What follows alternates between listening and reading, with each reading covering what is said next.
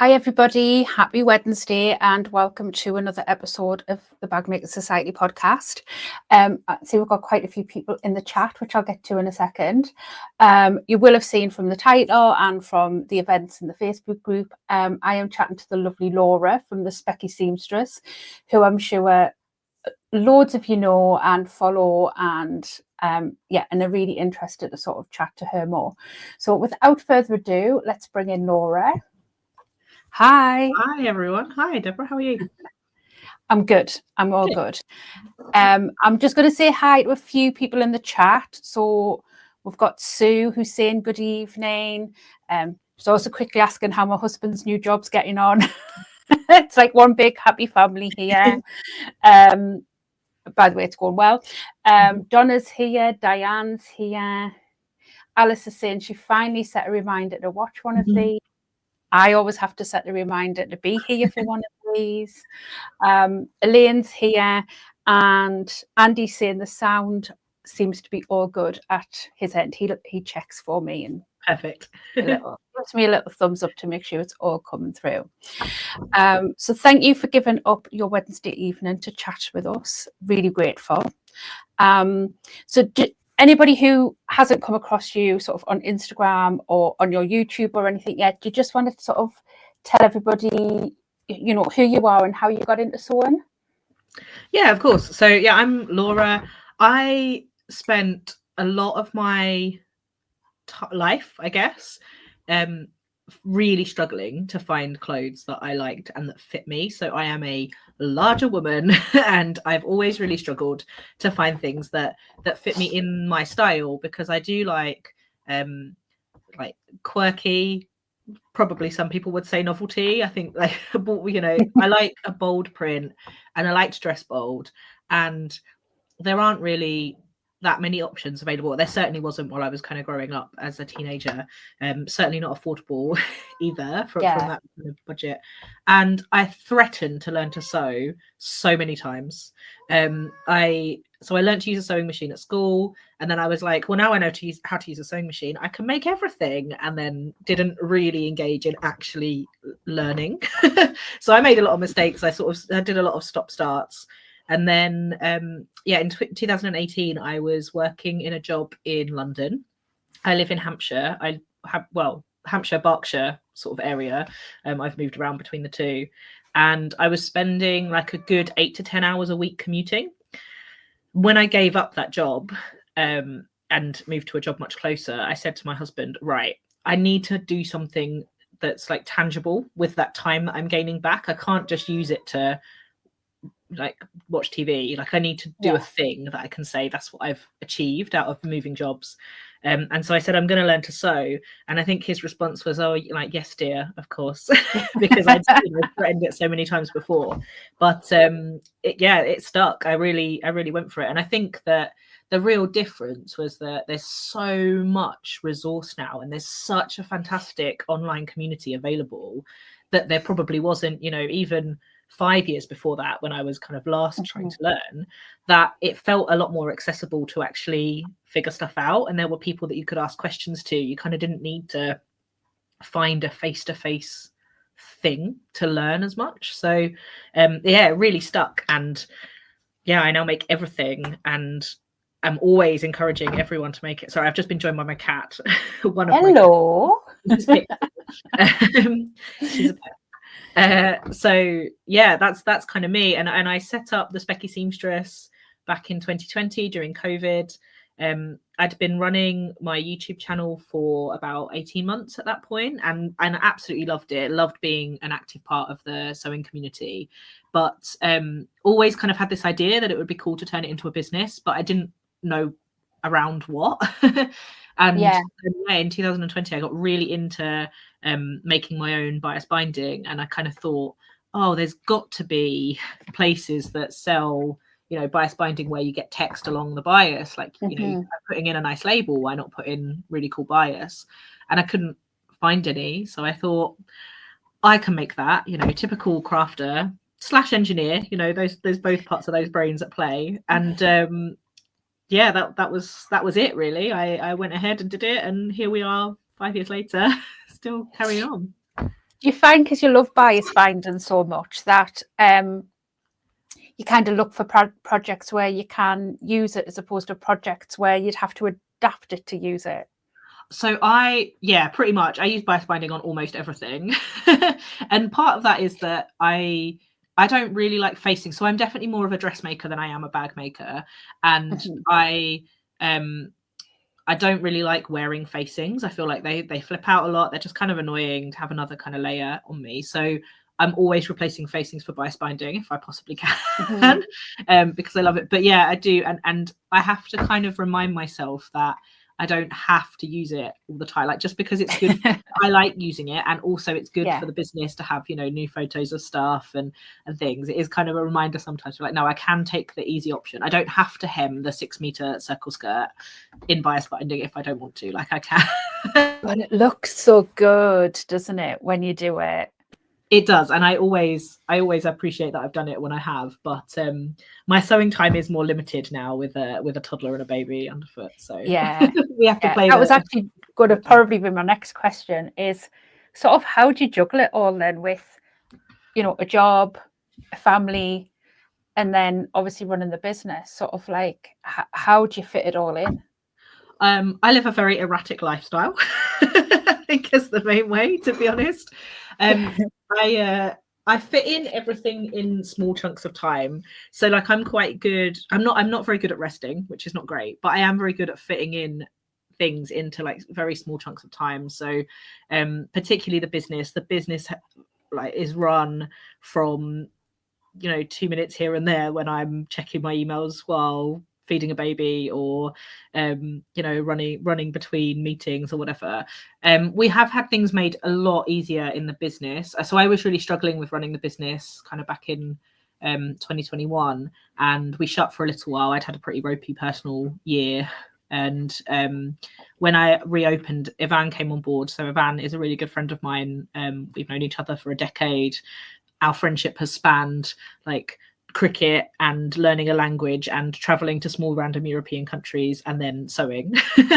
And solid foundations then. Exactly, yeah. And we kind of went into the business together again when we reopened, and that was amazing because she has like really run with the manufacturing, and she's made loads of efficiencies, and like has a really amazing logical brain to like figure some of those things out. And then recently we brought Cassie on board as our first employee. So Cassie is again a friend of mine from uni. So we've known each other for 15 years. And she came on as kind of part-time freelancer for us for a bit, just to do some of the admin, because it was getting too much for me and Ivan to do. And now she works for us as a kind of permanent 15-hour-a-week employee. And that's just been amazing, because it means that the business has become more consistent, because there's someone there who can really like get to grips with proper, timelines and schedules and routine in a way that kind of wasn't so conducive to mine and Ivan's life. And as the business has grown, that's been really important to have some more professionalism, I guess. And it works really well. The three of us have a great time chatting through stuff and throwing actions over the fence to each other when we get stuck. And we're a pretty understanding team, so we kind of pick up things where people need to. But yeah, the juggling thing, really, I think it's a bit of a mindset to get into, of like, how can I maximize the time that I have without going into total burnout from it.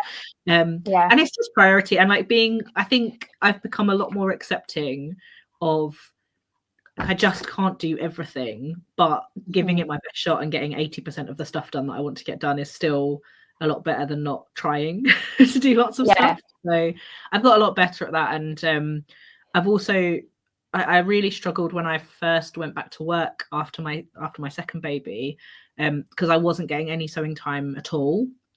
But I've picked up a lot of knitting recently, and like having something that I can still do that's crafty, that still kind of satisfies that itch without feeling like I have to get out to the sewing room and like take a chunk of time to start a project. It has been really, really good for me. But yeah, I'm just quite good at chunking up my time into small bits and cracking on. Because your kids are still quite young, aren't they? Yeah, I've got a 10-month-old and a 2-year-old. Oh, so you've definitely got your hands full then. Yes. Yeah. Yeah. I can Yeah. still hear the remnants of bedtime upstairs. You always do that, don't you, as a parent? You're like, Yeah. one ear is kind of on what's going on in the background while you're concentrating on what you do, and you've always got an ear to the ground of what's going on in the household. Yeah. Yeah. I mean, my oldest two are fully grown up and flown the nest, and one's just about to hit the big 3-0, which is very scary. But there's only 2 years between them two. Yeah. And yeah, I remember, and I used to sew quite a lot back when they were little. And I always remember when my second one came along, the sewing just kind of went out the window because I was working as well. I had to go back to work when he was very, very small. And yeah, just trying to find that time was very difficult. So it's good that you're able to still have your outlet. Yeah, exactly. And do you know what's been even tougher? I think I went in with an expectation because I actually got quite a lot of sewing done while I was on maternity leave with my eldest, because he was quite happy in his little bouncy chair watching me, and he'd also really happily like nap in the sling, and I could sew around him.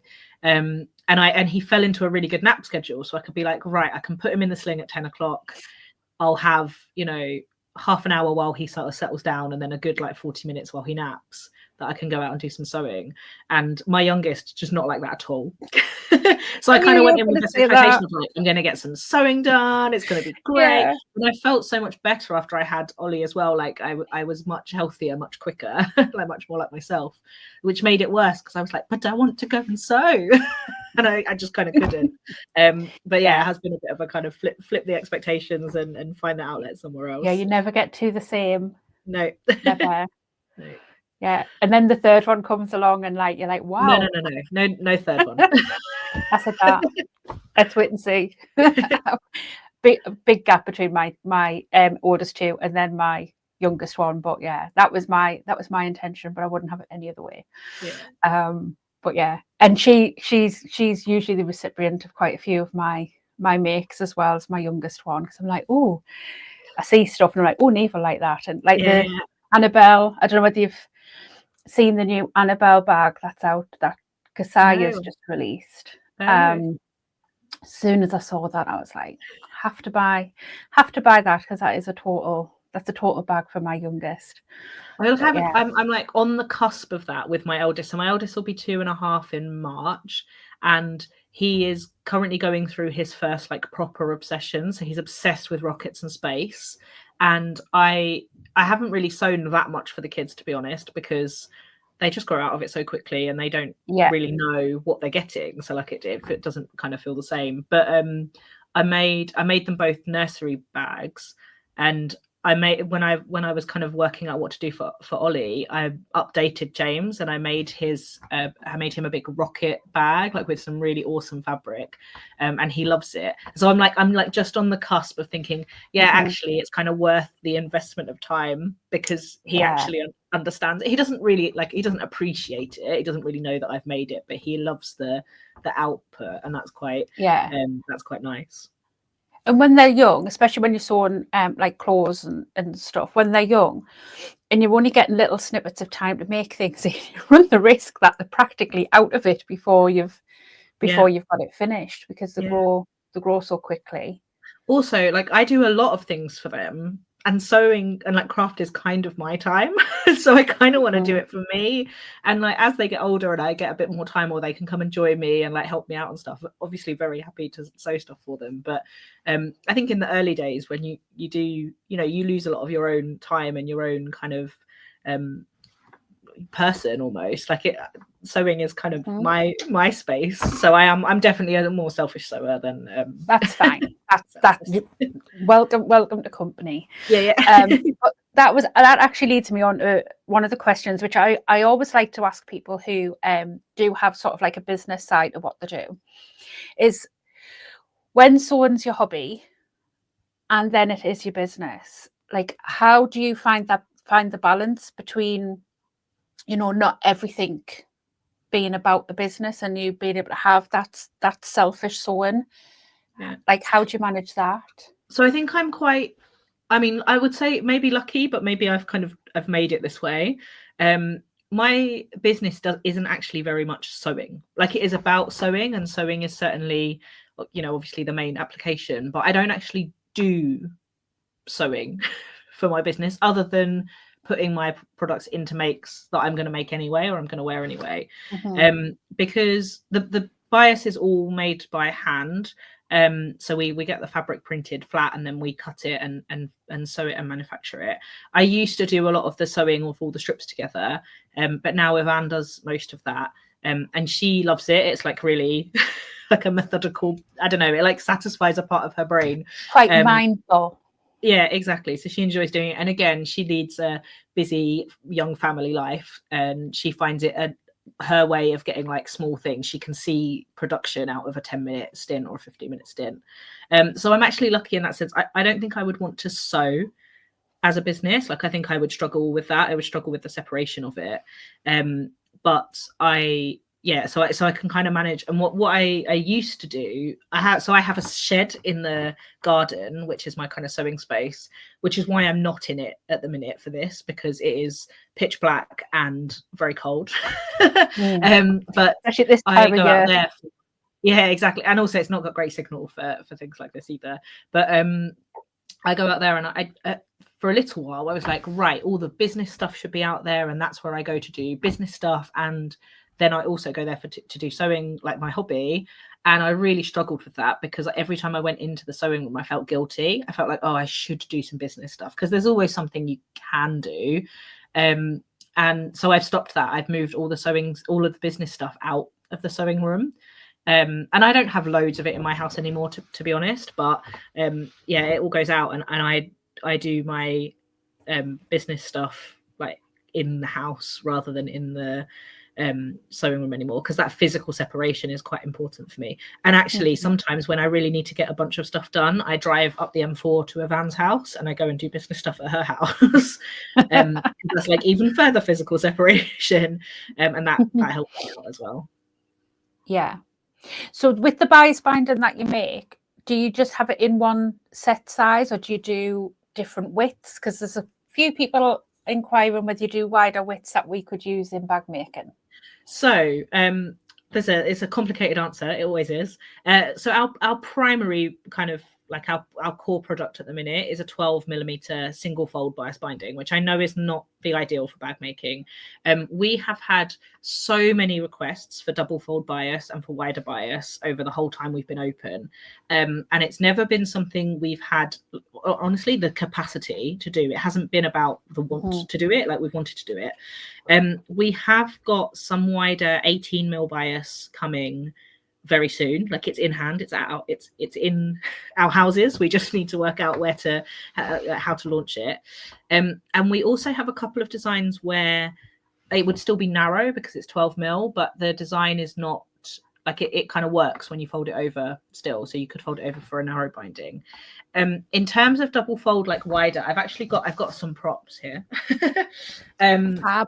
So this is one of our prototypes. So this is our daisies. This is in the hem of a pair of the waistband of a pair of trousers, and you can see it's got daisies on both sides. The idea being it's double fold. Now, we are desperate to launch this because quilters and bag makers have been asking for it, and also dressmakers, because you can use it to bind the inside of like jackets and things like that.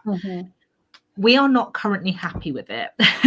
It's a real difficult thing to get how big a gap you leave between one row of design and the other row of design, because it depends what size of seam you're binding as to how much of a gap you want, and we haven't nailed it yet. So the honest answer is, like, yes, wider bias is coming, yes, double fold bias is coming, but with less certainty of timescale than the wider stuff. The wider stuff will be here really soon, but yeah, this we really want it.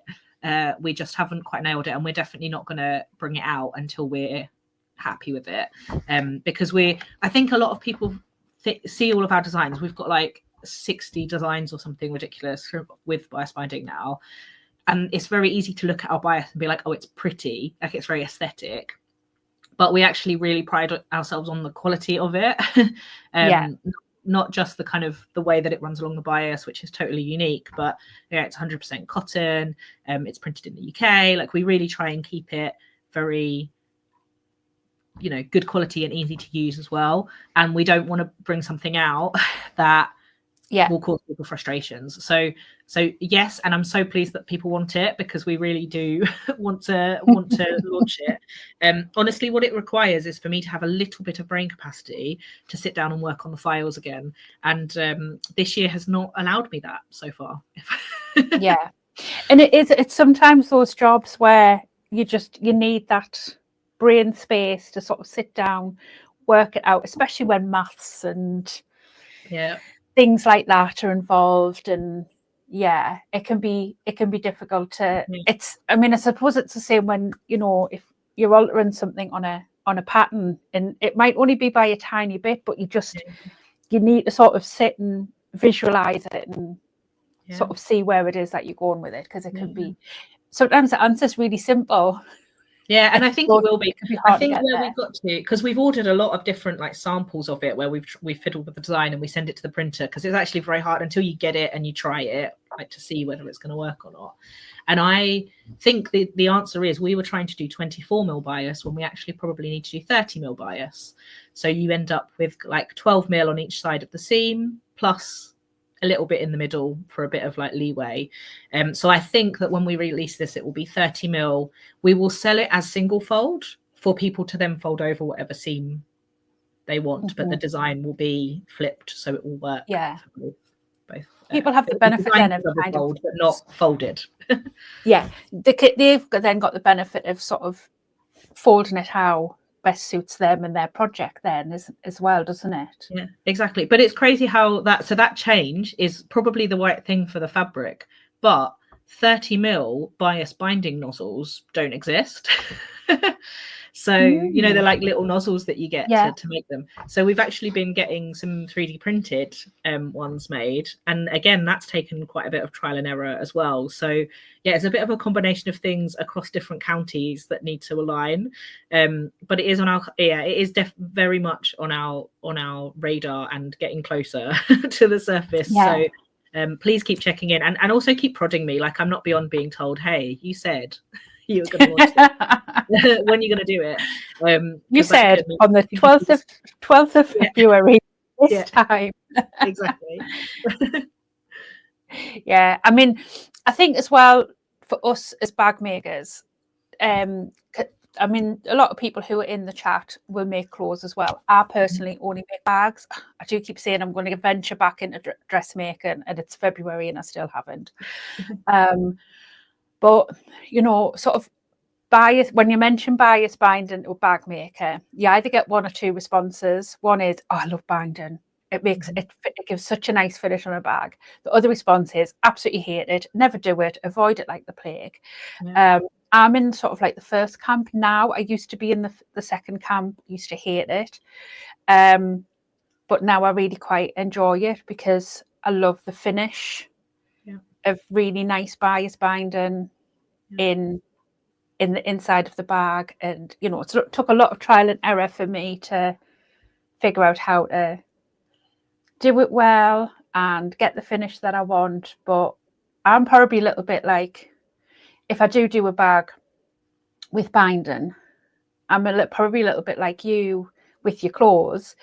Like, I want it to be perfect. So I will stitch it in, but then I'll hand stitch the bias down, where a lot of people will machine stitch it. I'll sit and hand stitch it, and I hate hand stitching, with a passion. But I will do it because I just think it looks so much better. Yeah, if you're going to do it. But I think it's just finding what works for you. Like, people have different styles with it, and we get we get a lot of people say, like, I love your bias binding, but I'm scared of using it, or you know, I've only ever mucked up bias binding when I've used it before, so I don't want to go for it. And we do get, I mean, people come back to us afterwards and say, oh, I finally tackled the fear, and like your bias has been so much easier to use than the other stuff we bought before, because it's not like plasticky or difficult. Yes. And we also get people, so we sell remnant packs of our bias. So rather than kind of, if you want to just like play around with a little bit, you can buy like fairly cheap, just a little set of 3 that lets you try it out. And yeah, it is one of those things that I think people are fearful of, without really needing to be. Like it's not that hard to sew. It's just some straight lines, but curved lines, but some single lines. But people are fearful of it in the same way people are fearful of zips or stretchy fabrics or whatever. It seems to be one of those things. And I have a feeling that for some of those people, the sewing bee is to blame, because they do really they're like, oh, this is stretchy fabric, this is going to be really, really difficult. And I definitely have seen episodes of bias binding where they're like, oh, this is such a tricky skill. And so I think people have a fear of it. It's like a mum passing on the fear of the dentist or something to their kids, right? Because it's that kind of, before you've even started, you're told it's going to be really difficult.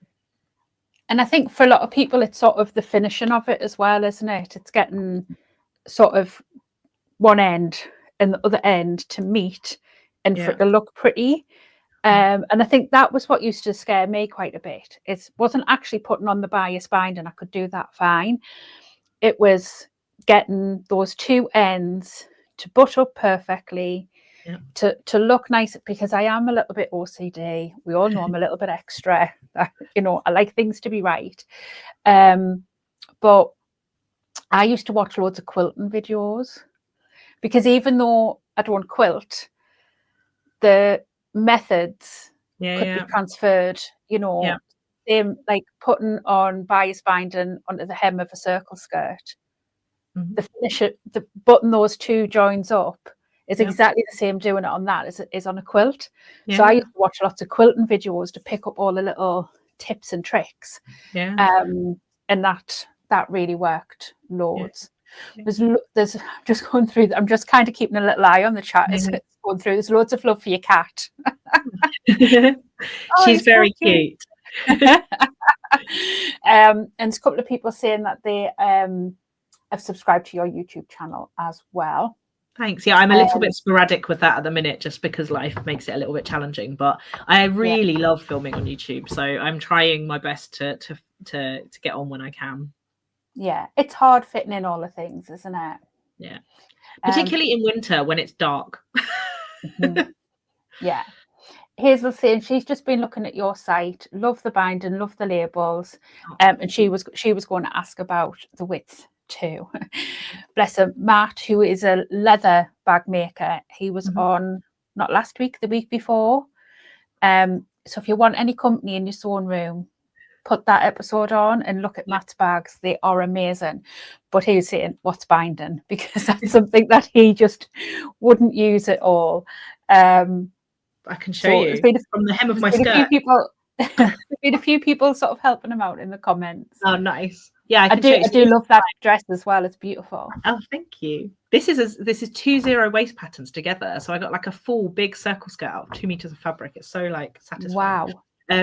So yeah, this is my bias bound hem. So you can't see it on the outside in dressmaking, most dressmaking applications, but it neatens up all of the edges around your hem, and it's mostly used when you've got a curve, because the way it's made, so the reason it's called bias binding is because you cut it on the bias and it gives the fabric just like a little bit of stretch, which means it can go really nicely around curves, which helps you to hem things that are a little bit otherwise tricky. Yeah, I was just going to say, I definitely think doing something like a circle skirt or any sort of hem where there is a curve, actually using bias binding is so much easier than trying to do a double fold hem on the curve and not end up with loads of little kinks, which would drive me insane. Alice is saying she absolutely loves the daisies. Looks absolutely gorgeous. Lots of people are explaining what the bias binding is. Donna's saying she's avoided it so far, but some bags that she wants to make are bound. And Hazel's saying she actually prefers binding in a bag than to turn it or birth it through. Yeah. I think a lot of people do. Once you get the skill, it that's does it's like sort of unlock. make it a lot easier. Yeah. And it is exactly what Hazel said there. It's finding a method that works for you as well. My husband is saying he tried it once and it didn't go well. It takes some concentration. Bless him. Yeah, But he it does. like And I think that like one of the things that helped me when it finally stuck for me with sewing was kind of accepting that it wasn't going to be perfect straight away, but to keep doing things that I wanted to do. I think in the past I'd always been like, oh, people have told you should make, you know, a zip pouch and a cushion cover, and you know, just like there's like beginner things that people teach you should make, whereas actually what I wanted to make was dresses. And once I was like, okay, well, I'll just do it, and it won't be perfect the first however many times. I mean, it's still not perfect, but you know, like it won't be amazing, but I'll learn a lot more and I'll be more motivated because I actually want to do it. And I think it's the same with anything. That's what I tell people when they learn to sew, or when they ask me if I can teach them how to knit. I'm just like, well, pick a thing you want because you're going to invest a lot of time, and it won't be perfect first time. And if you make a not perfect cushion cover and you didn't even want a cushion cover, then you're not going to want to make another one to make it better. You know, whereas if you make a not perfect dress, then but you wanted a dress, then you might be more motivated to make a better dress the next time. That's and every mistake's a learning experience, isn't it? It's you know, as I say, I'll quite often say, well, you don't make that mistake again. I quite often do. Yeah, I do too. I make it to, you know, possibly 2 or 3 times before it actually sinks in. Donna's saying the guest speakers in Emma's club this month were showing stretchy materials and the stitches on the machine to use, etc. And that's all sort of like really useful stuff, isn't it? Especially with things like bias binding. You know, if you're using a machine where you can move your needle over slightly, that can help, you know, getting everything lined up. It's just like somebody said earlier on, it's finding what works for you, especially with the machine that you're using, and just rolling with it. Yeah, like some people really love to pin everything for bias binding at all of the stages, and some people prefer to just kind of, I really like feeling my way around the seam or the curve when I'm doing bias binding. So I will pin on the second run of the bias binding, but the first one I actually much prefer to kind of feel my way around it. So I tend not to pin, which it scares a lot of people and probably would have done me to start with, but that's the way I feel like I get the best finish, because I'm kind of working with the fabric. And so that's my preference. So it is, it's absolutely, with everything like this, finding what works best for you. So you said before that like you've kind of been self-taught with everything. Who was it who you found in the beginning, because you said you did a lot on YouTube? Who was it who you found on YouTube in the beginning that really sort of helped you learn? So I didn't really watch a lot. Well, I did watch a lot of tutorials, but I didn't kind of find one person that I watched lots of tutorials for. But I found a lot of vloggers who just gave me a lot of like confidence that I could do it and a lot of kind of inspiration, and finding new pattern designers and stuff was really helpful for me. Like in the past, I'd always tried a Big 4 pattern. So like Simplicity or Vogue or whatever. And finding out there's loads of other people out there that had way more support and help and kind of information was really helpful. But I've been watching like Tomcat Stitchery and Sewn on the Tyne and Stitched Up, and I used to watch Voice for Creative a lot while she was still vlogging, like from before I even really had the confidence to sew. Like those last few months of my job when I was commuting, I'd like listen to them, watch them on the train to kind of gear me up, and finding out about, you know, all of the huge range of indie pattern companies that are out there. And I tend to point beginners in the way of Pattern Emporium, because they're amazing. They've got really like amazing tutorials, but also so receptive. You know, you go and ask a question in their Facebook group and one of them will come back to you with like really helpful advice. And I think that had definitely been missing from my previous journeys.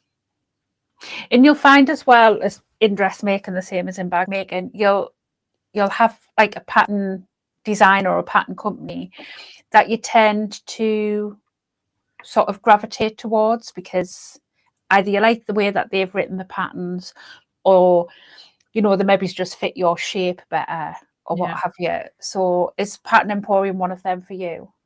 Yeah, I really like Pattern Emporium for their stretchy makes. I normally make jersey makes from them. With woven, I've probably got a bit more of a range of pattern companies that I like. I used to be the curvy fit model for Jennifer Lauren handmade, so the fit model works really, like the fit works well for me, so I tend to go for those. Is that the gable tee? Did she do the gable tee? Yes. Yeah, gable tee. I really like the sorrel dress. And I also really like the Kinfolk dress, which is like got a little tie around the waist.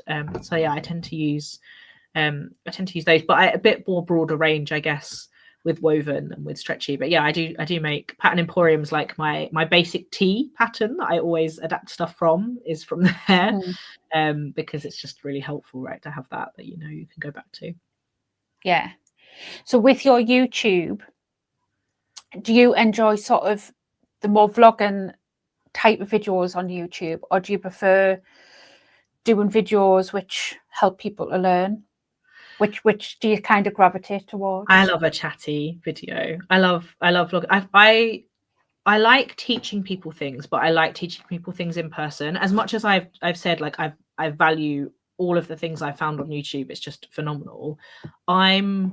There are so many people out there doing way better jobs than I can do that it's just not really the style of video I've ever gone for. I have been asked for them a lot, and I do have a tutorial on how to do necklines and hems with bias binding, because I was asked for it a lot. And that's kind of fine, but I film on my phone. I don't have a really good setup. I think when you're doing tutorials, you need to be so crisp and clear with everything that you're doing that it really helps to have a good kind of setup, and also like someone good to edit it. Whereas when I edit my videos, I'm usually editing it when I'm like making up milk bottles and stuff, like it's very much one of those things I can do around other stuff, but it then doesn't really work for like proper tutorial style videos. So yeah, I like a chat. I like to kind of let people know what I'm doing and have a bit of a moan about a project if it's not going well. And yes, I totally get where you're coming from. I really like the sort of I enjoy doing the more chatty style videos, but I also enjoy sort of watching them as well. Like obviously I do watch a lot of tutorials, or like what I would call helpful videos, because I need to learn something, or I need to refresh myself on something, because I learned it that long ago. I just can't, or it was last week and I still can't remember how to do it. So I watch a lot of sort of tutorial or helpful type videos, but the ones that I really enjoy are the chatty sort of, look at what fabric I've been buying, and I'm like, need that, which and I don't. Or the ones where people are reviewing new patterns and that sort of thing, like, or just talking about that they've been somewhere to look at fabric, or I love watching those. Like I think I really started watching those in a big way back during COVID, because me too. My husband was at work because he was a key worker, so he was still out and about every day. I moved jobs in 2020 to a brand new industry and really struggled to settle in, because I really needed to be face to face, right, to learn what was going on, and there was a lot of questions over funding, so lots of stuff didn't really kick off.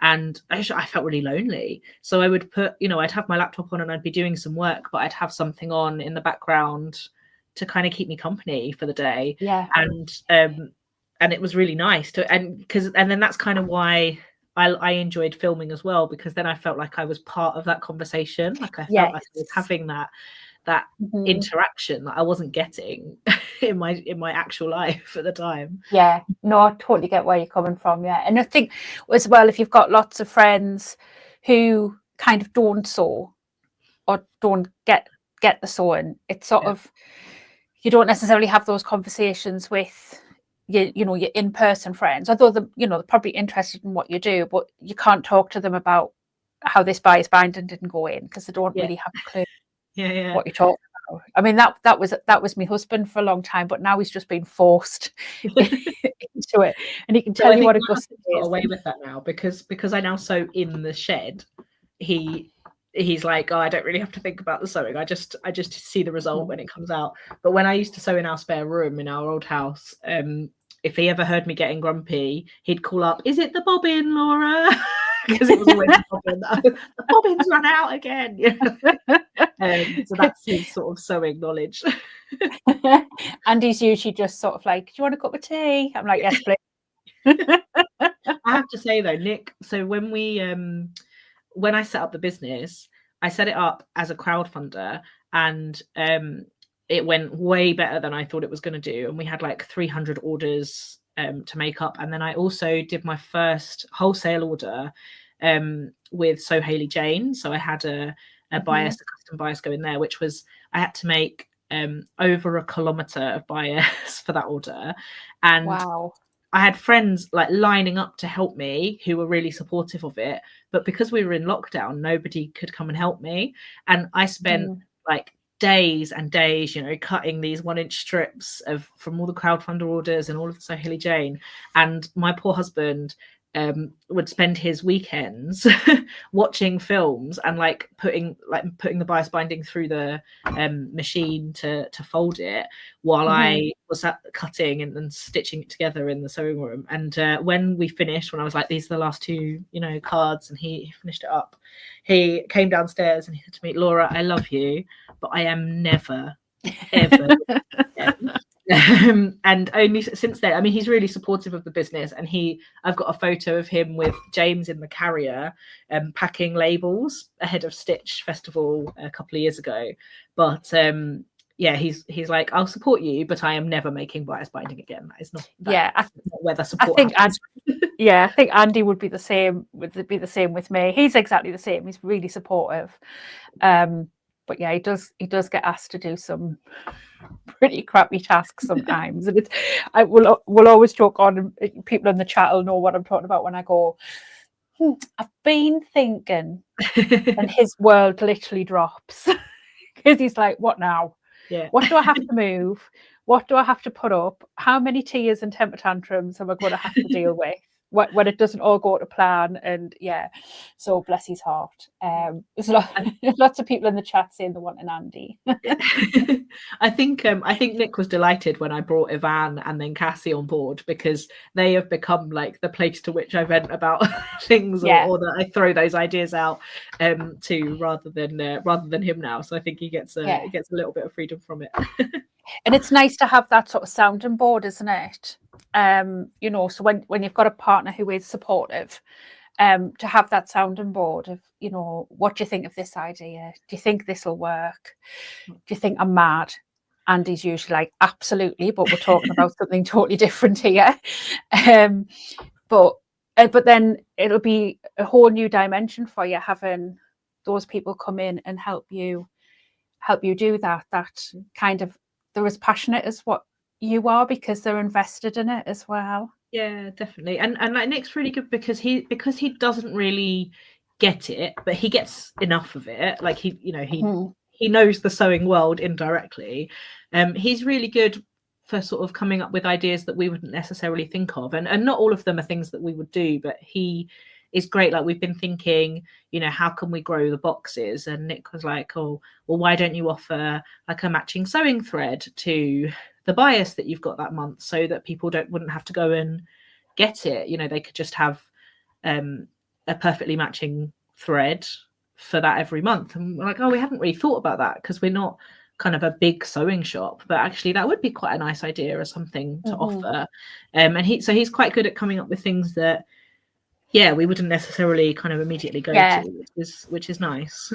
Yeah, Andy can be the same. He thinks outside the box a little bit. I think when you're in something, it can be very hard to kind of sort of see out of the kind of road that you're seeing, where somebody else can kind of go, "Well, what about this?" And you're like, "Well, I'd never even thought about it." And even if that thing that they've suggested doesn't work, it can then set you on a path to like, Yeah. but this would work. So Yeah. it can be really sort of helpful. I'm just kind of looking through the topics. Yeah, there's Matt, my husband, and Brian in the comments. They've got this kind of international bromance going on. So they're basically Andy's saying that we'll have the three amigos infiltrating the bag making world. And Emma's saying, I've seen a couple of people comment on it, so I don't want to ignore it. But saying, sorry, this is off topic, but your hair looks fab, Deb. Thank you very much. It's literally just been topped up. Amazing. So it's why it's very vivid. But I'd noticed a few people comment on my hair in the chat, and I was like, I don't want it to be about my hair, but I don't want to ignore people in the chat. But yeah, it's very bright at the moment because it has literally just been topped amazing. up. But I'm very lazy as well, so that where my hair's concerned, so it'll go very, very washed out before I do it again. That's what stops me from putting colour in, because I just know, like, I tried to get colour put in when I was on maternity leave the first time round, and the hairdresser did a terrible job and it didn't really ever show, and I was gutted because I was like really, really interested, like excited to do it. And I did have some purple in my hair, like underneath, the second time round of maternity leave as well, and like the little bleach bits are still there from it, and I really liked it, but it was like, but it's going to be months before I do it again, and then it will be so I just don't keep up with it. So yeah, I'm very lazy when it comes to my hair. Mine's just a colour conditioner. So okay, I literally just slap it on. You're supposed to leave it on for about 10-15 minutes. This was on for about 45 minutes, hence why it's very, very vivid. That's really cool. But yeah, I tend to sort of a little bit like you, multitask. So I'll put the hair colour on and then I'm sitting replying to emails, and I'll get sidetracked. Sometimes watching something on YouTube and I'm like, oh, it needs to come up, and I'm like, oh, that's a little bit bright. I'm just double checking. Cynthia's saying, Laura, you're telling my story. I'm starting a new career after being home with family for 23 years. Amazing. Wow. Good luck in your new career, Sylvia. Yeah. Drop me a message. Yeah. it can be daunting, can't it, going into something new when you've done something for, so whether it's a career change or going back to work or what have you, it can be quite daunting. Yeah. And you said you'd had a career change during COVID, which can't have been easy. Yeah, I mean, an industry change. So I moved from energy into automotive, but doing a similar type of role, but just in a very different industry. And it was, it was. I mean, I've still got loads to learn, to be honest. But like 5 years later, but yeah, it was certainly a shock to the system. Yeah. I would love to hear from people what bags they would recommend me, because I'm more of a dressmaker than a bag maker. I've got like a few things that I have made bag wise, and actually I bought the new Encircle pouch pattern from. I don't think I've heard of that one. I'm going to look it up to make sure I've not completely made that up, because I'm really good at making up names to things. I'm very good at mispronouncing things. From Incomplete Stitches, which I really like the idea as a project bag, like for knitting. I don't actually use handbags very much, so I'm not a big handbag person. I'm a big pocket person. But gotta love pockets in a dress. Yeah, exactly, the best thing. I put one on the other day and I was like, oh, this one's the one with pockets. I got really excited. So yeah, like I like a kind of bag that I would use for carrying my knitting around, or useful things. Like I've made a little pouch I've got it here. I use for my knitting stuff, like a tiny little pouch which I've got, which I love. Oh, really, I like basic. That. It's called that fabric. Do you know what? It's photos of my crochet. Is it? That's amazing. And we have a bias binding with it on, actually, like really, really little. It's really cute. But yeah, so I have that and I use that all the time. But I would like some things that like help me compartmentalize it for some of my smaller knitting things, because it's a total mess inside. And I've seen that pattern recently that's like a milk bottle. It's sort of a bag. pouch thing, but it looks like a milk carton. Right, that is another one that's new on me, which I'm and I going to totally won't have a clue who that is. So I don't think looking up milk carton bag is going to help me. So maybe someone in the chat will know what I'm talking about. Possibly. Because I've been looking at the bag, like you have like a North Star, you have the thing that you really want to make but kind of overwhelms you and is a bit scary and you can't quite ever bring yourself to start it. So for me, that is the sewing machine travel bag from Sew Sweetness. Because I never used to do a lot of sewing at sewing days because I was like, well, I've got a sewing room in my house and I can get on and crack on with stuff. But I would say now 80% of my sewing is done at socials outside of my house because that's the easiest way for me to commit time to sew. And I'm terrible. I just lob my machine in the car. And it would be really nice to have like a really cool bag that I could kind of make functional for what I like to bring and what I like to take. So I really want to make that, and I've bought it, and every time I look at the like fabric requirements and the like notions requirements, because I think that's quite common when dressmakers try bag making, like they look at the notions list and they're like, oh my god, there's so many things that I need. And that is exactly how I feel when I look at that. So I tend to go for like easier projects. Like I've made this was my bag that I made before Christmas. Again, it's got the crochet stuff on it, not intentional. It's the firefly, the noodle head firefly, which is really handy for sewing days because it's a drawstring at the top. It gives you like a bit of extra room for when you've got, because obviously when you go to a sewing day, you take more than you could possibly ever sew. So I like this in a week in my case. It still feels like secure, and like I could take my knitting out on a train and do it up, but still have like my wool could come out the top and I could knit. So I like those kind of projects when it comes to bag making. I'm not super ambitious, I would say, but it would be great to have some some recommendations, because other than that, my main bag make has been this the Waves and Wild back to cool backpack. So this this is like the little toddler one, which I've put like made for Oliver by Mummy on the top. Oh, that's fab. And I've put one of our little fabric patches on the back and the little like label. It's like it's always a game of how much Specky stuff can I fit in a can you fit one more in? For the boys for nursery, and that's the same as the rucksack I've made for James as well with rockets on.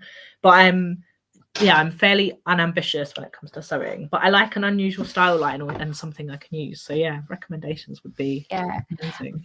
I think when somebody who's sort of mainly done dressmaking and what have you wants to try bag making, one of the things that can really sort of be intimidating and put people off is like the stabilizers and the interfacing, and people go, oh, got no idea what they are. So that asking in any groups, like even if it's just a generic sewing group, you'll have bag makers in there, even if it's not like a specific bag making group. But if you have a pattern that you sort of want to really try and you're not sure what, if it talks about, I don't know, Decaville Light or Styleville for argument's sake, and you might be like, I've got no idea what those things are, wouldn't know where to start looking, then you'll be pointed in the right direction. But I really like noodle head patterns. That one, that's the firefly. Their oxbow bag. Yes, I've seen them. So that would be good for I have seen the oxbow. I've seen a lot of people make the oxbow. Actually, that is nice. So that'd be quite a nice like travel bag for work as well. Because there's 2 sizes in that one as well.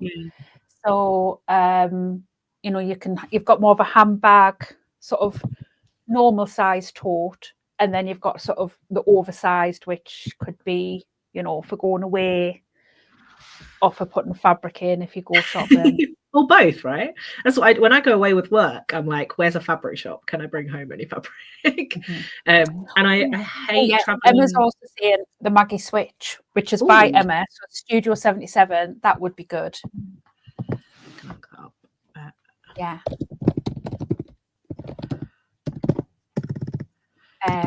Yeah, there's loads of suggestions. So I follow Emma, and we know each other, but I'm always distracted whenever I'm watching your videos, Emma, because I just love your glasses, and I just always look at your glasses. So we have the same ones. They're like magnetic, so you can take the things off and put them on. So we're like matching. Yeah, I tend not to wear my glasses when I'm doing videos now because I get so much reflection on them. Yeah. I found like I'm having to sort of sit like this and I'm not getting reflection. So this is why I keep going to read the chat, because I can't see it properly. I think you're right, Emma. I think that would be good. It would be handy that would be a really useful, like, like mum bag. Like, it would be really useful. I could use it for me, but I could also like whack it on my back full of snacks and things to appease the children. Yeah, well, there's loads of different suggestions of different ones to check out. Some by Country Cow, one called the Triple Sling. Lucy's sort of saying any of Emma's bags. Spencer Og, yeah, definitely Diane from Spencer Og. But anybody can go through and look at the chat replay as well. Like, even on the replay of these videos, you can go and see the chat replay, so you'll be able to go and look at the chat to get some ideas. Look, thank you, everyone. Yeah, Cynthia's just saying she's just cut and interfaced 20 pouches to make and sell. Hopefully she doesn't get too frustrated with saying this is the first one and saying forget this. Yeah. See, that's my problem. If I sewed up 20 things, I would make a mistake on the first one and then I would make it throughout that 20 as well. Yeah, I've done that before. When I batch sewed like 6 pairs of dungarees during COVID, and I forgot to narrow the bib pattern, so I lined and top stitched 6 bibs, and then I was like, I'm gonna have what? No. And I think they sat for like 6 months before I in the end just cut them. I was like, no, I'm not unpicking all of that. Cut them and like bodged it a little bit because I couldn't cope. Yeah. Again. That would be my absolute mistake, is that I would make a mistake on sewing one and then make it throughout. Yeah. Because I'm currently sewing. I'll show you this one. This is Mr. Heckles by Sincerely Jen. Her patterns are fab as well. But this pocket, I made, this is about the 3rd or 4th time I've made it. And the pocket, that front pocket, I made the same mistake on both my first and my second one. And the second time I did it, I was like, right. So I made the mistake the first time and I sat for ages trying to work out how I'd made the mistake so that I didn't make it again and made exactly the same mistake. Yeah. It's like, it must be how the brain, like how your brain processes it, right? Like that must be how you process that. My memory muscle was the mistake, not how to do it right. I was like, no, but I did it right on that one. I sat for ages, like pinned it and then was moving. Yes, that's right. Before I went ahead and sewed it. I'm so bad. My Hoover's just turned on. That was alarming. Sorry. Oh, well, you can send it over here. Yeah. I'm just going to turn it off.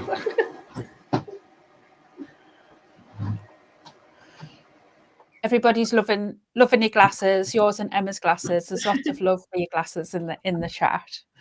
So, but hopefully we might have inspired you to have a bit more of a go at bag making as well, and then be able to incorporate your binding and your labels. Yeah, definitely, because we also have like the faux leather patches that we sell, and they're mostly sold to bag makers.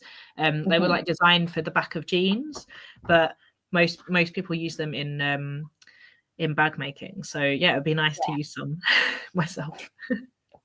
Everybody will be able to check your website out because it's all linked in the description. I'm pretty sure your YouTube and your Instagram is linked in there as well, so if people want to go and follow you, they can. Are you at the Stitch Festival this year? I am going to be on the Bornella Fabrics stand on Saturday at Stitch Festival. So we don't have a stand this year. We've done it the last 2 years. But yeah, not this year. It's just like really hard for me in a van. It's not just the money, which is a lot of money, but it's also 4 days where we have to take 2 days off of our day job and also like managing parenting stuff. So we've decided not to this year. But Tanya, who runs Bornella Fabrics, has asked me to come and like work on her stand on the Saturday, and we're going to have like a little Specky Seamstress stand on her stand as well. So you can still find us, but yeah, not there ourselves this year. We're going to be at Thread Festival in Farnham in June, July, one of those, one of the J months. And yeah, that's kind of going to be our only festival this year. But what we do, and we have been doing a bit more of, is popping up at smaller sewing socials. So like coming along to a sewing social day with a little pop-up shop. So actually this Saturday I'm going to the Hampshire Sewing Circle sewing afternoon, and we'll take a pop-up shop there. And I've been going along to the Sew Time socials, who are down in kind of Portsmouth, Southampton way, as well on a semi-regular basis. So if you've got a sewing club or a bag making club or something, and you'd like us to kind of show up for the day and bring a pop-up shop and have a chat, then let us know, because yeah, we're quite open to that. Both me and Ivan are based in the south. Cassie's based further north in Lancashire, so we're happy to travel with a pinch of realism. But yeah, very happy to kind of come and do that. We'd love to do that at some sewing retreats as well. So I know that bag making retreats are quite a big like popular thing. So if you've got anything like that and you'd like to see us there, then let us know. Yeah, drop you an email, definitely. Yes. Donna's asking, do you do custom patches at all? If you're talking about the faux leather patches, only if you're looking for big quantities, because that's what our supplier provides. What we do sell though is blank faux leather patches. So you could embroider onto them, or like vinyl onto them, or heat stamp onto them. They're really soft, unlike kind of, you get like the really stiff ones that almost feel like kind of cardboard. Yes, these are really soft and supple. You can sew through them with a normal sewing needle and a normal sewing machine needle as well. So I normally wear the cardigan that I've got one on. I've got one on a cardigan that I just sewed in by hand, because it's they're really soft. So we sell those in packs of 5. If you're talking about the fabric patches, yes, get in touch. Basically, we used to offer it as a thing on our website, and you can kind of contact us about it and work it through. But it's a bit more ad hoc now. But get in touch if you're looking for some fabric patches. Yeah. Lucy's saying as well that you've not mentioned your subscription boxes, and she loves receiving hers. I know, I'm a terrible salesperson, really. Yes, so we run 2 subscription boxes from the Specky Seamstress. So we run the Bias Tape Appreciation Society and also the Label Collective. So we love sewing subscription boxes, and we've been in lots of them. But we really liked the idea of a like low value, like a cheap and cheerful is how we describe it. A cheap and cheerful sewing treat. I think a lot of people are struggling now, like finances are tough, times are hard, and still being able to kind of give yourself a little treat without it being quite as much as some of the subscription boxes are, we thought was like a nice thing that we could do. So our Bias Tape Appreciation Society, you get a 2-meter pack of bias every month, which is exclusive to club members for 3 months. And that is £6 a month posted to the UK. So £6 including postage. And we do sell worldwide. It's just a little bit more for Europe and a little bit more for worldwide on that basis. And our label collective is £6.50, and you get a pack of 3 larger labels and 4 little mini labels. Again, brand new and exclusive to club for 3 months. For £6.50, and if you sign up to both, you get a little discount off them as well. So yeah, and we love it, and we it's grown bigger than we expected it to, and we just love like hearing from people when their like happy post comes through the mail, and just a really nice little treat for you every month. Yeah, I mean, I get Emma's box, which is every other month. but like I get so excited when I get the dispatch email, and then so excited when it comes, and then I usually do like an unboxing video. And then sometimes I can't always get to that unboxing video as quickly as what I would like. And it has to sit usually sort of just behind where the computer is, and it'll sit taunting me. And then I'm avoiding everything on social media because I don't want to see what's in the box. Emma sometimes gives me little spoilers, and I'm like, no, don't tell me anymore. But yeah, it's fun. It's fun to get that, like I say, little. You know what's little fun is I feel like I get that little like dopamine boost because I don't do dispatch anymore, because Yvonne does dispatch and most of the manufacturing. Sometimes we do the designs for the bias quite far in advance, and sometimes we do the designs for the labels in like chunks, because that's the best way it works for our suppliers. So we're just about to get a new batch of labels, which we're very excited for. But it means that I forget which labels and bias are going out every month, but I get them, like they get sent to me as well.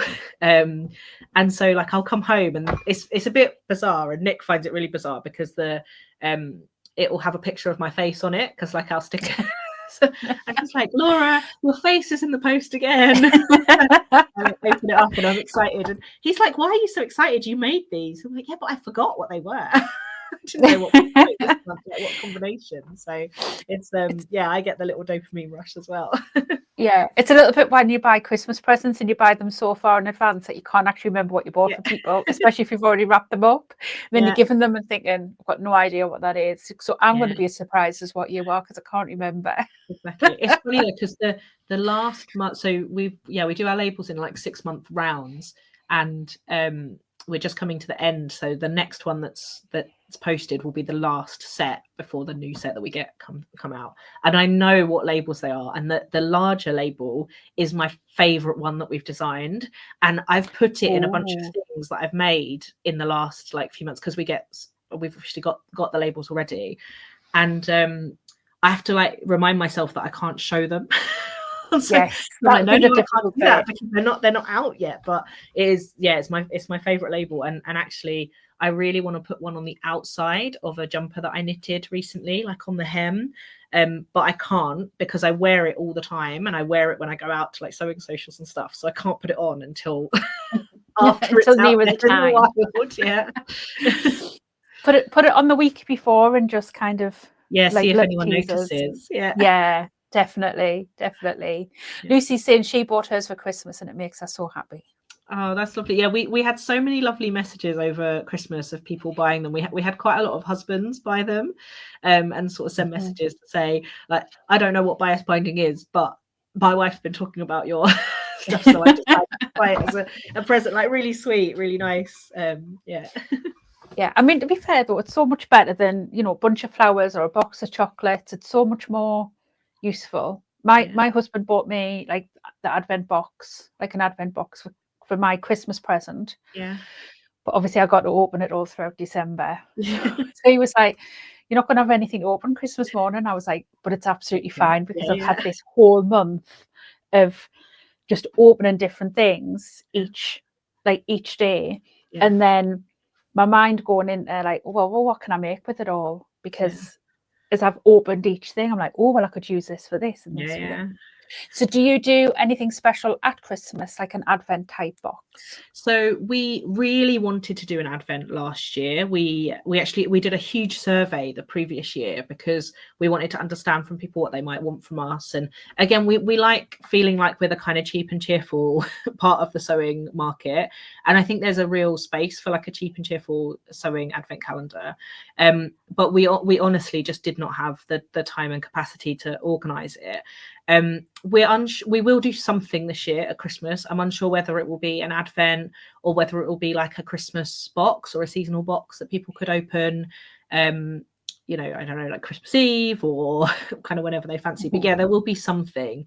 And we do try and make our kind of December bias seasonal. I wouldn't like not Christmassy, because not everybody is celebrating Christmas and not everyone wants kind of Christmas novelty stuff. But this year our We called it like Winter Wonderland. It had like snowmen and snowflakes and things like that on. Mm-hmm. So yeah, yes, this year we should do more than we have done previously, but yeah, not yet. But we get asked for Christmas bias all the time, so I think it will be be on our, well, in fact I know that it's already being, we've been designing it. We just need to be happy with it before we get it made. It'll probably be one of those things that we get it made in May, when the sun's shining, and then we wait until like October to release it. Well, Emma's saying that she's at Threads too, so you'll have to hunt her out at Threads and pick our brains a little bit about advent boxes and it'd be good organisation of it, because definitely don't ask me, because I make things twice as hard, because I give people ideas that give them so much more work. That's what I do to Cassie. Yeah. So, in fact, I did that to Cassie this morning. I sent her a message, and then she'd just been saying that she had quite a lot on this week, and then I sent her a message, and then at the end of the conversation I was like, I think I've just given you more to do. Sorry. Yeah, that was like Emma. So I don't know how to make this year a little bit different. And I was like, well, why don't you do this? And then she was cursing me. Yeah. So don't ever ask me. So and Emma's saying she knows what you mean about the dopamine rush from the subscriptions. She gets so excited the day they're shipped and seeing the reactions, and also hiding all the cool supplies that you can't show them. It's so hard, especially now when I get like less time to do stuff. I can't guarantee that I'm going to be able to use stuff in the month that it kind of comes out. So I just kind of use it, and then I have to be like, wait, is this design out yet? Or where am I at with this? But you'll have to sew like a little extra label in that has the month of when it's coming out, just to remind you. A little bit like I'm going to have to start like putting labels in with my name and stuff like that, because menopause and all that, I'm getting so bad. But yeah, if you had a little label that sort of said, right, May 25, right, know that one's May. Well, so that's why we do our we do like made in 2024, made in 2025 bias, because I've really enjoyed. I've got things now back from 2021 that have, like, I can see how my sewing has progressed, or what like my style was, or when I've made stuff, and it's really nice to have that kind of like track through of the years, and that would be quite cool for bags as well, actually. I think, like, see how long you've been using it for. Yeah, little labels as well with like made in 2024, made in 2025. Be like, because obviously, not everybody bag making wise is into using bias binding. But I think we are, like a lot of people within the sewing community, labels. If there's somewhere where I can put a label, if I remember. I usually get a label out, and then I finish and I go, oh, I forgot to put my label in. Labels are such a weird one, because we love our labels. So all of our labels are made from 100% recycled threads.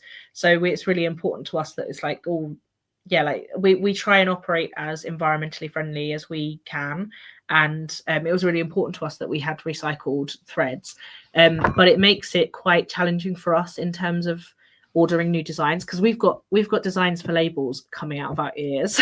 Like we've got so many designs, but we have to order so many of them, like, to make it viable for us, that we have to be really careful about what we choose, because like we'd love to do made in 2025 by labels, but if we didn't sell them within 2025, then we're kind of stuck with them. Whereas with bias, we can order it much more kind of in like modular chunks, so we can buy it by meter of fabric, so we can kind of buy more if we need more on a small basis. But for labels, it's so hard. And we've talked a number of times, like, well, if we bought like non-recycled threads, then it would be cheaper, so we could try more designs. Or if we moved our supplier somewhere else, then we could try cheaper. But actually, like, we really like that we're woven in the UK and on recycled threads, and we don't think anyone else is doing that.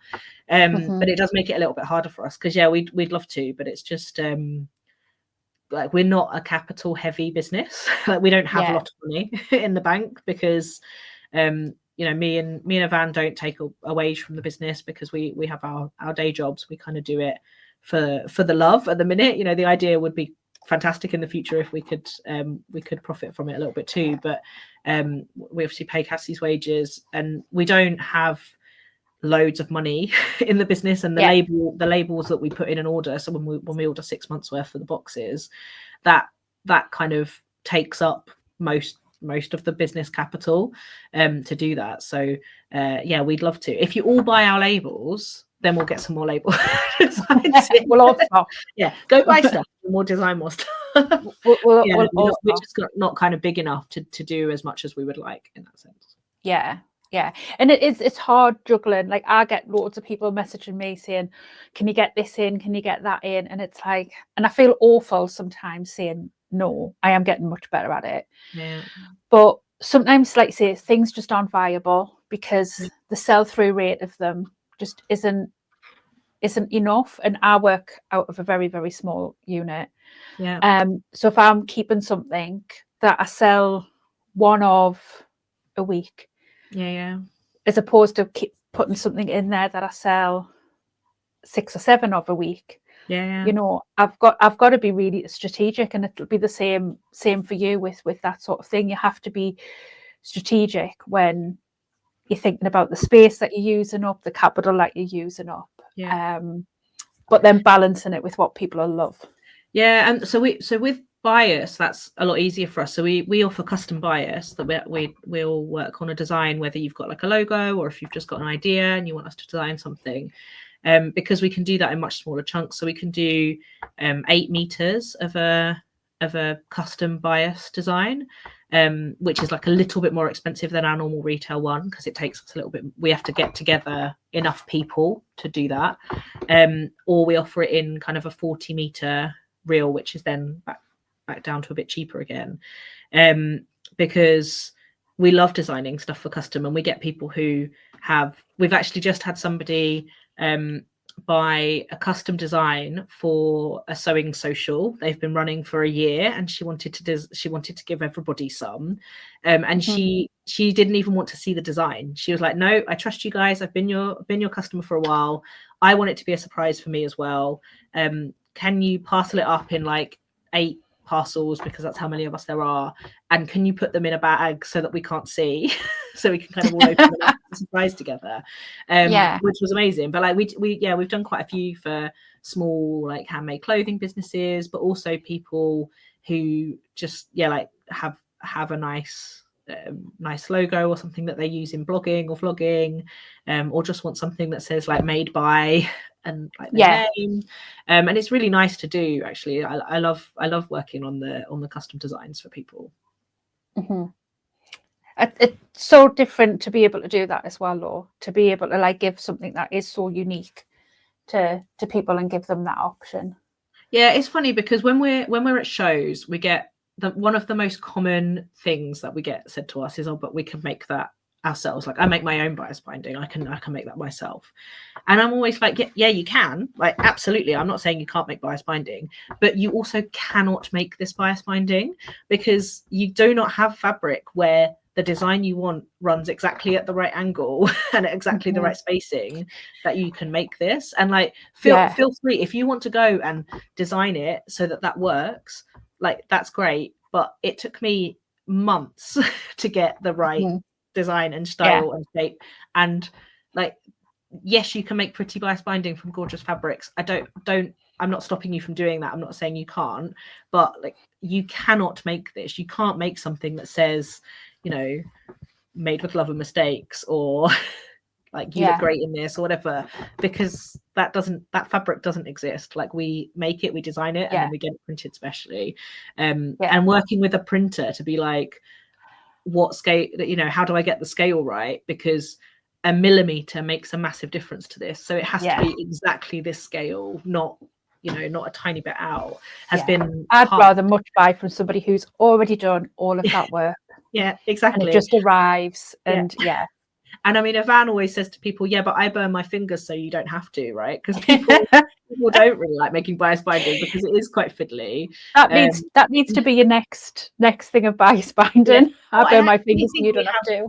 I think we have put that on a bias that we're going to just use for some advertising, because we can order it in like 8-meter chunks. We've ordered a few that are a bit kind of just for our like advertising purposes, and I'll put them in my stuff because I think it's funny. Yeah, and it's just totally right. She has got, and you have as well. You've gone through all of those processes so that people can just have something turn up that works and is lovely. Yeah, exactly. Yeah. I'm excited to see what you're going to have coming in 2025. Yeah, I think we've had a lot of ideas for new stuff, and for us it's always about managing what can we realistically manage releasing while also managing other stuff. There are some products that I really want us to launch, but we just don't have capacity for. So like, for example, right from the word go, I really wanted to have fun designs on big wide elastic, because again, like I like making my own underwear, so I like making like when I've got a bra, it would be really cool to have the elastic that had like daisies on, or big stars on, or whatever. You don't get much in the way of different elastics. You don't. Stripes you get, but not a lot else. But we've explored that a few times, and it's challenging because you need to get like 10,000 meters of design, and that's just you've got to have a lot of faith that that's going to sell, and a lot of storage space as well, and a lot of storage space. But yeah, there are a few things. I think one of the things that we're asked for a lot that we really want to work on this year is some variations of the clubs. So people are loving the subscriptions, and some people have asked for like double lengths or kind of a combination. So could you get kind of a smaller bit of bias and fewer labels, or that kind of thing. And what we're always asked for as well is a separate club for wordy designs and for picture designs, because we have a combination of them in our in the shop. And I think some people love both of them, but some people have quite a strong preference towards having words or having pictures. And we'd really love to offer that. And now that Cassie is doing some of the design work as well, it's possible that we could do that maybe on like a limited run, because we that involves doing like 2 new designs of bias every month, which can become challenging. But yeah, we'd like to offer a bit more variety on the things that we know people really love about us, I think, this year. So this year's going to be really focusing on that. I think we're also really keen. We're working with there's a sewing tutor near us, near me, called Annabelle. Annabelle Sews, and we're working with her to think of some really nice project kits, or kind of project ideas, because I think we do also get a lot of people say to us, I really love this, but I've got no idea what I would use it in. And we like the idea of coming up with some quite small, beginner friendly ideas for people to use bias that aren't in dressmaking. So I think that could be something we'll look into this year as well.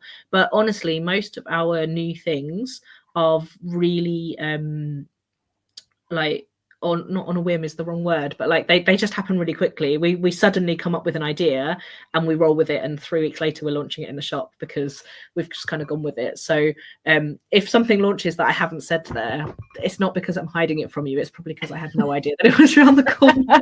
You haven't thought of it yet. No, exactly. Oh, well, obviously everybody can follow you through your website. Do you have an email list on your website? Yes, there's a newsletter on the website, and the newsletter gives you a discount code on your first order as well. So yeah, cool. Sign up to that. We send about an email a week, but we don't over bombard you with stuff, and it's fun and light-hearted. And you can follow me on Instagram. So I have the business account is the Specky Seamstress on Instagram, and then if you want to follow me in terms of like my bag making and stuff, I'm on Specky Laura. So if you want to follow me on Instagram, I'm Specky Laura. Cool. On there. Well, I'll try and remember and go in and add the other Instagram thing in as well. And then obviously there's a YouTube channel as well, which people can follow. So as and when you put out vlogs, they can follow them. Yeah, definitely. And hopefully I'll be back to some form of more regular vlogging when life settles down a little bit. Yeah, when you haven't got a 2-year-old and a 10-month-old. Yeah. Really. Oh, but thank you so much for joining us, and like I say, giving up some time on your evening. Thank We you for really having me. appreciate it. It's been absolutely fantastic chatting with you. And I hope everybody does go and follow you and goes and has a look at your bias binder and your labels. And yeah, and we'll see what 2025 brings for you. Yeah. So next week I'm trying to remember, because I've got about 6 people planned in already, and I'm trying to remember who's next week. Next week is Anna from Parrot and Parsnip. I don't know if anybody follows Anna on both Instagram and on YouTube, but she makes bags out of pretty much everything's recycled. So tablecloths, old duvets, crocheted, and then she embroiders onto them as well. Her makes absolutely fantastic. So yeah, I'm really excited to chat with her and find out how she basically comes up with all the ideas for the bags and everything she makes, because they are gorgeous. And we'll see if she uses any of her any bias binding in her bags. Yeah. So until next week, goodbye as well. Yeah, I think everybody would be really happy, because there was so much love for him in the chat. You don't want to be circle. Yeah. Well, yeah, thanks. My 2 dogs are kept well out, because it would just cause too much ruction. But thank you again, and we will hopefully chat at some point in the future as well. So yeah, definitely. I look forward to it. But good luck for 2025, and thank you to everybody for joining. Thank you. Everyone. Bye.